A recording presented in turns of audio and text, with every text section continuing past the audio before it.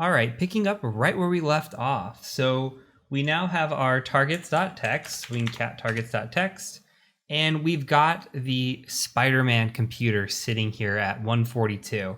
And remember, our other computer is sitting at 141, and we're going to relay our credentials from responder from 141 to 142 and hopefully get something good back.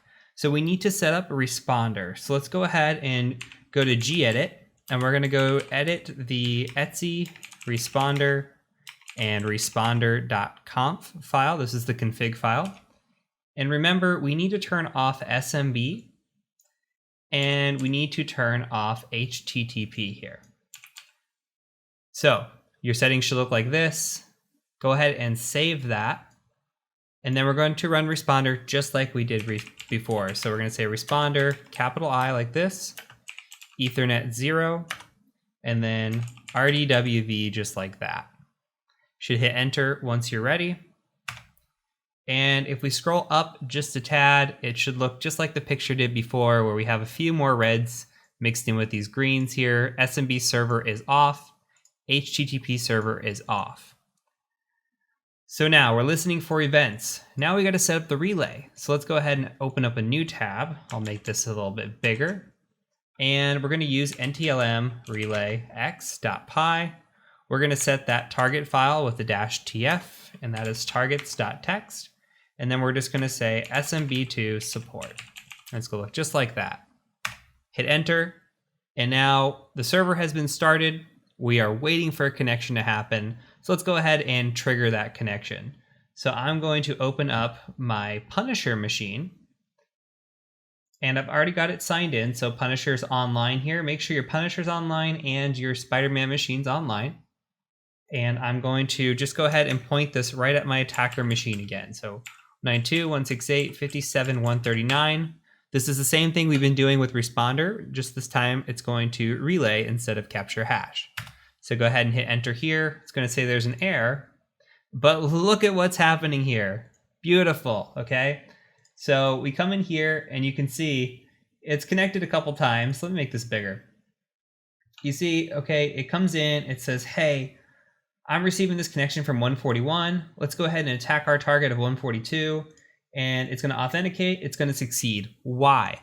Remember, SMB signing is disabled. Here it is enabled but not required. That is considered the same exact thing.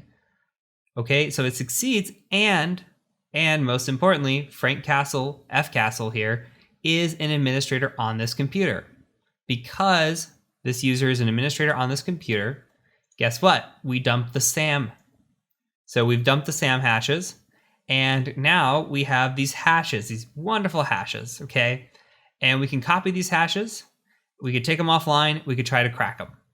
And we can try to move laterally with these hashes. What I want you to do is copy these hashes, and we'll save them for later. We'll talk about this again. We'll revisit Hashcat, work on cracking these. We'll also work on passing these around in a later section. So for now, just know that we have dumped the SAM hashes, which is just like the shadow file on a Linux machine. And there are things that we can do with these hashes. So we're all building up into gaining shells, getting access, doing more cool stuff. But here we've got some access to this machine, and now we can start trying to move laterally with the access that we have, or even move vertically.